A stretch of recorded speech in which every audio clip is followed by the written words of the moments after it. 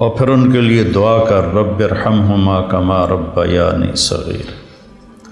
میں اپنے گاؤں میں ڈیرے میں بیٹھا تھا تو ایک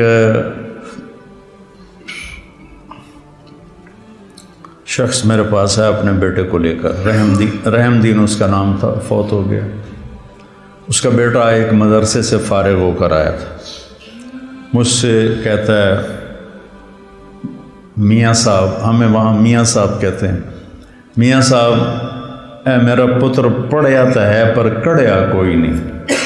ایک ان پڑھ آدمی کا تجزیہ، اے میرا پتر پڑھیا تو ہے پر کڑیا کوئی نہیں۔ دودھ جب کاڑا جاتا ہے نا تو وہ ملائی آ جاتی ہے اور وہ ذرا گاڑھا بھی ہو جاتا ہے، مزیدار بھی ہو جاتا ہے۔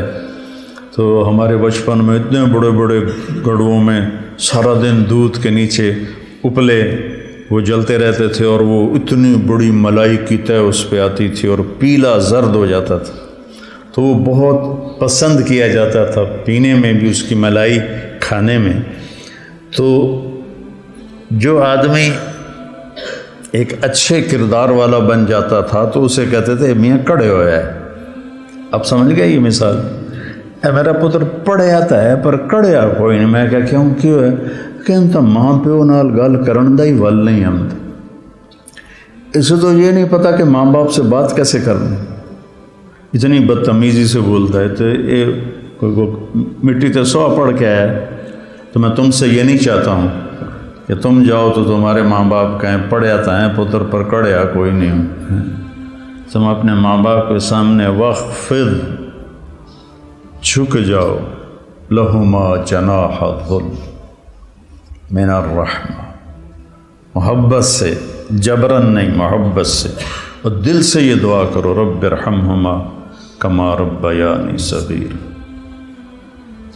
جب سے میرے ماں باپ فوت ہوئے، 88 میں میرے والد فوت ہوئے، میں نے 10 نفل شروع کیے ان کے لیے۔ 2001 میں والدہ فوت ہوئی، اب ان کو بھی 20 سال ہو گئے، 21 سال۔ میں دونوں کے لیے 20 رکعت نفل روزانہ پڑھتا ہوں۔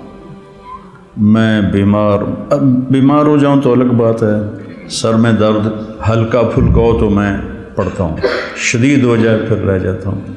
تو میں 1000 نفل بھی روزانہ پڑھوں تو میں والدین کا حق ادا نہیں کر سکتا۔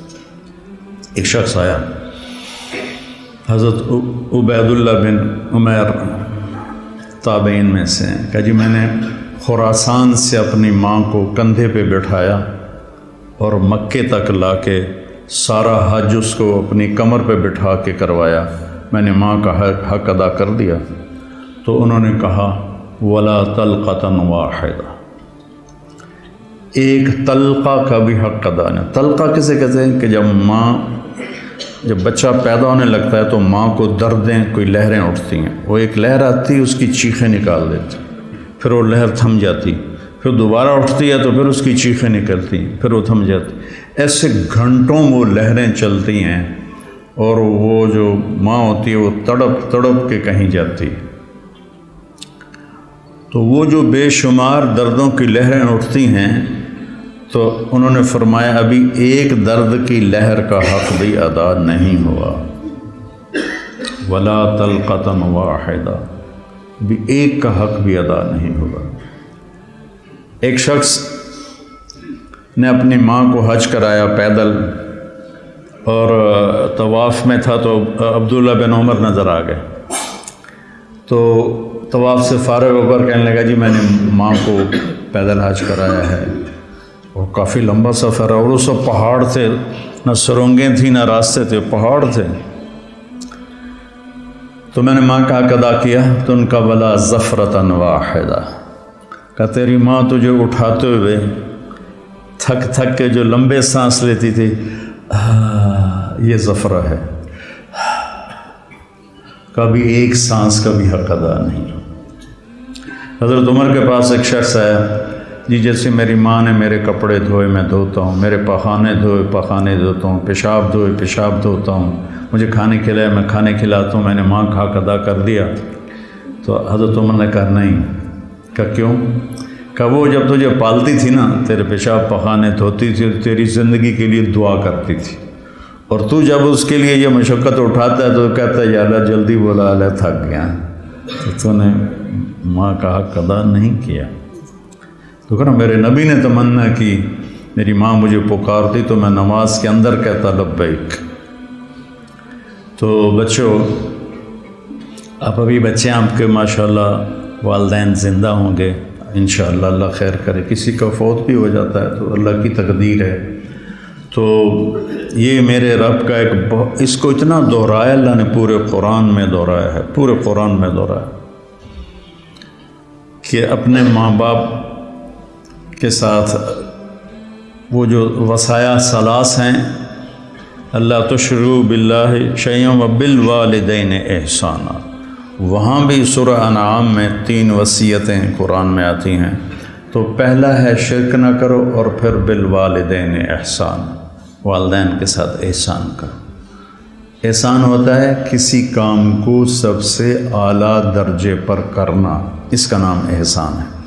هل جزاء الاحسان الا الاحسان، تو اللہ پر کوئی احسان تو نہیں چڑھایا ہم نے۔ هل جزاء الاحسان کہ تم نے میری اطاعت کو بہت اعلیٰ درجے پہ پورا کیا، تو اب میری طرف سے تمہارے اوپر بھی بہت اعلیٰ درجے کا صلہ آئے گا، اور وہ جنت ہے۔ ابن القیم نے روایت نقل کی کہ ایک آدمی ایسے بیٹھا ہوگا تو ایک منظر، صرف ایک منظر کو دیکھنے میں اسے سالہ سال گزر جائیں۔ 70 سال کا مطلب ہوتا ہے بہت زیادہ، وَإِن تَسْتَغْفِرْ لَهُمْ 70 مرة، پتہ نہیں کتنے سال وہ ایسے بیٹھا اس میں گم مزہ لیتا رہے گا، مزہ لیتا رہے گا، مزہ لیتا رہے گا۔ یہ تو تھوڑی دیر کے بعد ہماری طبیعت بھر جاتی ہے، بس یار بس۔ پہلی دفعہ میں گیا کینیڈا تو میں نے خود کہا نیاگرا فال جانا ہے، دنیا کی سب سے بڑی جو آبشار ہے وہ نیاگرا ہے، عجب اللہ کی قدرت ہے، دیکھ کے حیرانی ہوتی۔ تو ہم شوق سے گئے۔ دوسری دفعہ کینیڈا گیا تو میں نے نہیں کہا، مقامی لوگوں نے کہا نیاگرا چلے، میں نے کہا چلو، چلے گئے۔ تیسری دفعہ میں کینیڈا گیا تو انہوں نے کہا جی نیاگرا چلے، میں کہا ویکھ لیا، بس کرو ہن کی ویکھنا، ٹھیک، دل بھر گیا۔ جنت میں ایسا نہیں ہوگا، ہر لمحے سما بدلتا جائے گا، ہر لمحے۔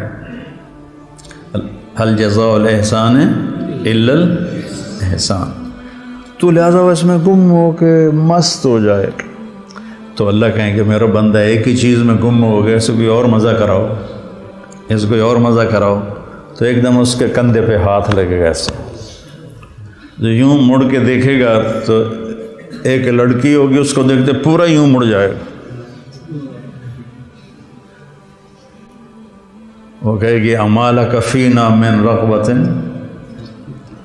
آپ کو ہماری کوئی ضرورت ہے؟ آدھا میں قربان جاواں، ضرورت تو بڑی ہے۔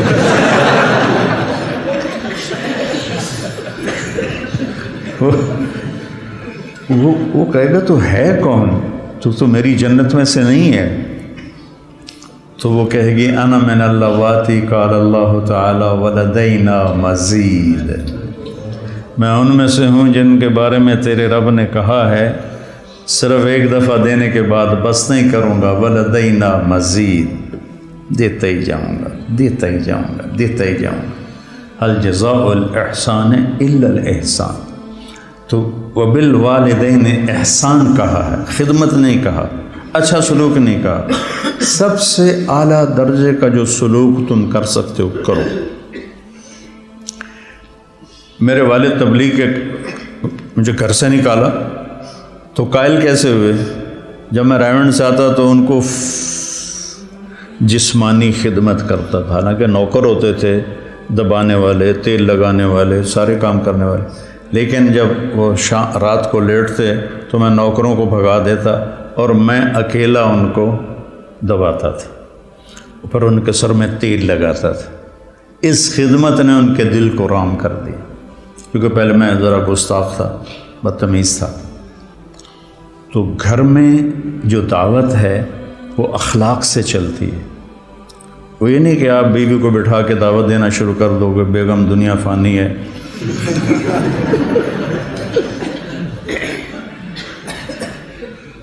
تو گھر میں جو آپ کا سکہ جمے گا جھک جانے سے جمے گا. ماں باپ کے لیے چائے بناؤ، کپڑے دھو، ان کو دباؤ، ان کے سر میں تیل لگاؤ، ان کی آنکھ کا اشارہ سمجھو، تو میں سمجھوں گا کہ آپ نے صحیح قرآن پڑھا ہے. اور رشتہ داروں میں بھی زبان سے دعوت نہ دیا کرو، اپنے اخلاق سے، چونکہ رشتہ دار سب سے مشکل ہوتا ہے تعلق قائم کرنا. رشتہ داروں یہ بھی تو اللہ نے اتنی آیات اتاری ہیں اور اتنی احادیث ہیں، تو اس میں سب سے مشکل ہوتا ہے رشتہ داروں سے تعلق قائم کرنا. وہ رویے ٹکراؤ ہوتا ہے. تو اس میں آپ کے اخلاق، آپ کی تواضع، آپ کی عاجزی، کوئی ان میں سے بدتمیزی کرے تو آپ کا برداشت کرنا عموماً، اور والدین خاص طور. لیکن اس میں ایک بات کی احتیاط رکھنی ہے کہ کل کو اللہ آپ کی شادی کروائے تو شادی بیوی کے معاملے میں احتیاط کرنی ہے. آپ کے ماں باپ کا آپ پر پورا حق ہے، لیکن آپ کی بیگم پر ان کا کوئی حق نہیں. میں بچیوں سے بھی کہتا ہوں کہ تم اپنے ماں باپ کو چھوڑ کے آ گئی ہو، اب اپنے خامد کے ماں باپ کو اپنے ماں باپ بنا دو.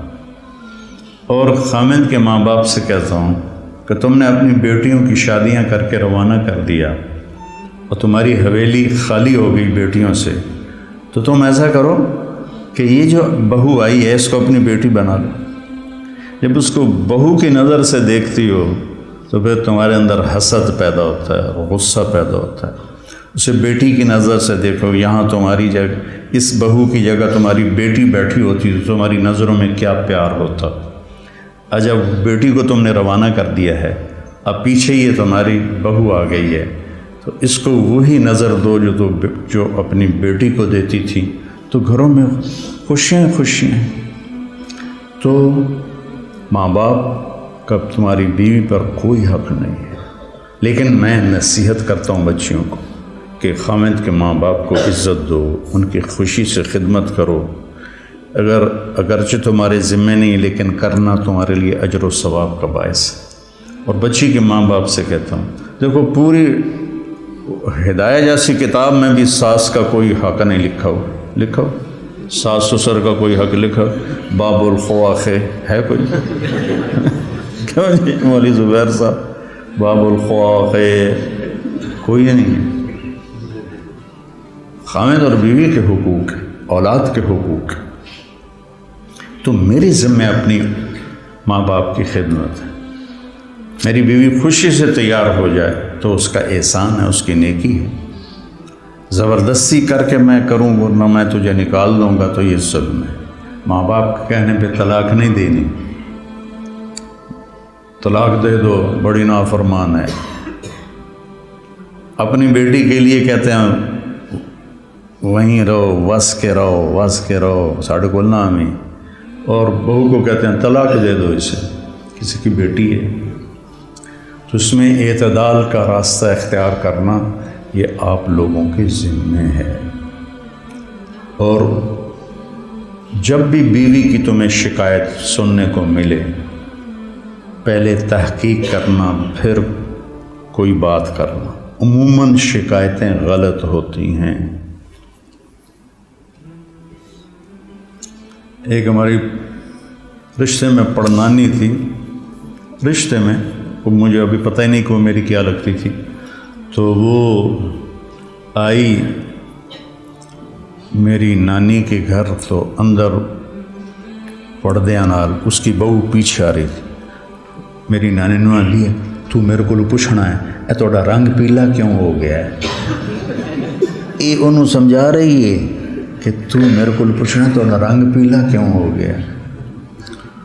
اچھا وہ میری نانی کا ان سے کوئی بانجی بھتیجی کا رشتہ تھا، تو انہوں نے کہا جی ٹھیک ہے جی نانی جی. وہ پیچھو بہو آ گئی، سلام دعا کے بعد وہ کہنے لگی خالہ جی تھوڑا رنگ بڑا پھیکا پہ گیا.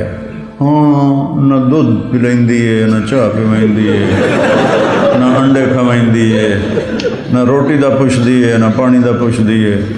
اگو وہ بھی تھی یہ کودے 9 تو وہ کودے 13 سی کا بھائی بگھیرا یہ کودے 9 تو وہ کودے 13. اگو اس نے بھی لے لیا ہاتھوں ہاتھ ہر شے کھا جانی ہے تو علی پہ آنی ہے میں تین کچھ نہیں پوچھنی ہے. تو بیٹا یہ ایک زندگی ہے جو میں کوشش کرتا ہوں کہ آپ وہ زندگی سیکھیں. کیف عاملہم بھی اسی لیے نصاب میں داخل کی کہ آپ کو پتہ چلے کہ زندگی گزارنی کیسے. اللہ نے شروع سے مجھے ایک بڑی فیملی میں پیدا کیا. بچپن سے نوکروں کی بہتات. میری شادی ہوئی ٹھیک ہے, میری بیوی فیصل آباد اور اس وقت دیہات کچی سڑکیں 83 میں بجلی بھی اس وقت کوئی نہیں تھی. وہ بیچاری گھبرائی ہوئی سے ایک ہماری جانگلی زبان اسے سمجھ میں نہ آئے. وہ یہاں فیصل آباد کی وہ گھبرائی ہو. میں اس کو حوصلہ تسلی کے لیے بڑی ہمت افزائی کرتا تو پوری ایک کچہری لگی. پھوپھیاں ماسیاں کٹھیاں. اچھا میری ماں کو میرے والد چولہے پہ نہیں بیٹھنے دیتے تھے. زیادہ سے زیادہ یہ تھا کہ وہ جب سالن پک کے آتا تھا تو وہ تقسیم کر دیتی تھی ورنہ وہ بھی نوکرانی کرتی تھی. تو میرے والد یعنی میری ماں کا بڑا احترام کرتے تھے. وہ کہتے تھے نوکر کہڑے کس واسطے جے تم ہی چولہے تے جاتے بہ جانا تو چولہے تے نہیں بہنا. تو اب یہ میں اپنی آنکھوں سے دیکھ کے پروان چڑھاؤں. 30 برس کی عمر میں میری شادی ہوئی. 30 سال میں نے اپنی ماں کو دیکھا کہ وہ چولہے تے نہیں ہوندی. میری ماں کو روٹی بنانی نہیں آتی تھی. کدی شوق نال بنے دی ادھی دے جاندی ادھی دے جاندی کیوں کبھی بنائی جو نہیں. اب مقدمہ ہو رہا ہے. ماں تیری چولہے تے سڑدی پئی ہوندی ہے تے بیوی تیری ٹھک کے منجے تے بیٹھی ہوندی. یہ میرے گھر میں ہو رہا ہے. ماں تیری چولہے تے سڑدی پئی ہوندی ہے تے بیگم تیری ٹھک تے منجی تے بیٹھی ہوندی ہے. میں ہس پیا. میں کہ میری ماں کداں چولہے تے سڑی ہے. میں بھی تھائیں جمیا تھائیں وڈو ہویا. میں دسو تو صحیح میری ماں کداں چولہے تے سڑی ہے. یہ ہماری معاشرت ہے. تو اس سے آپ لوگوں نے پرہیز کرنا ہے, عدل کرنا ہے. الگ رہنے کا انتظام کر سکو اسبابوں تو بہت اچھا ہے. اکٹھے رہنے کا ہے تو پھر بیوی کو پناہ دو تو اس کو اپنے ماں باپ کی شدت سے بچاؤ. بیوی میں بدتمیزی ہے تو ماں باپ کو بچاؤ. بعض لڑکیاں ایسی بدتمیز ہوتی ہیں, ایسی زبان دراز ہوتی ہیں کہ نہ کسی کی عزت کو دیکھتی ہیں نہ کسی کے مقام کو دیکھتی ہیں اور بہت ہی لمبی زون. ایک دفعہ ساتھ 2 واقعے میرے ساتھ پیش آئے. ایک عورت ایک دوست نے کہا کہ ایک خاتون آپ سے ملنا چاہتی ہیں, اس کے خامند کھرب پتی ہیں. کھرب پتی ملا دو. وہ آ گئیں. 50 سال پلس ان کی عمر تھی. تو بیٹھتے ہی رونے لگیں. ایسا ہوتا ہے ابھی پہلے کوئی دکھڑا سنائے پھر وہ بیٹھتی رونے لگے کہ لوگ سمجھتے ہیں میں بڑی خوش قسمت ہوں, بڑے مالدار کی بیگم ہوں, لیکن میں اس دولت کو کیا کروں. میرے خامند کا سلوک ہی اچھا نہیں میرے ساتھ, تو میں اس دولت کو کیا کروں. ٹھیک. اس سے کوئی چند ہفتے بعد میں کراچی جا رہا تھا. جہاز میں ایک نوجوان بڑا خوبصورت میرے پاس آ گیا. کہنے لگا مولانا صاحب اللہ نے مجھے سب کچھ دیا ہے, رزق دیا ہے, گھر دیا ہے, دولت دی ہے, لیکن میں اپنی بیوی سے اتنا تنگ ہوں. اس کی 30 فٹ لمبی زبان ہے. میں کہا 29.5 فٹ کٹ دے باقی 6 انچ منہ میں چڑھا دے. اس کی 30 فٹ لمبی زبان ہے. تو ایک بیوی کی بدتمیزی سے پریشان ہے, ایک خامند کی بدتمیزی سے پریشان ہے. اس لیے بعض اوقات جب بے جوڑ شادیاں ہو جاتی ہیں تو ماں باپ کہتے ہیں نبھاؤ. طلاق اس لیے ہے، طلاق اس لیے ہے کہ اگر خامد بدتمیز ہے تو ان کی عادت نہیں بدلے گی، بچی کو فارغ قرار، بچی بدتمیز ہے تو اپنے بچے کو ذلیل نہ کرو، فارغ کرا دو۔ اللہ نے طلاق اس لیے رکھی۔ تو میرے عزیزو، یہ زندگی کے اسباق ہیں جو اتنے ہی ضروری ہیں جتنے ہم باقی اسباق کو پڑھتے ہیں۔ کوئی منتظر ہے آپ کی زکوٰۃ کا تاکہ وہ افطار کر سکے اپنا سال بھر کا روزہ۔ مستحق افراد تک راشن پہنچانے میں MTJ فاؤنڈیشن کا ساتھ دیں۔ تقسیم رحمت رمضان راشن پروگرام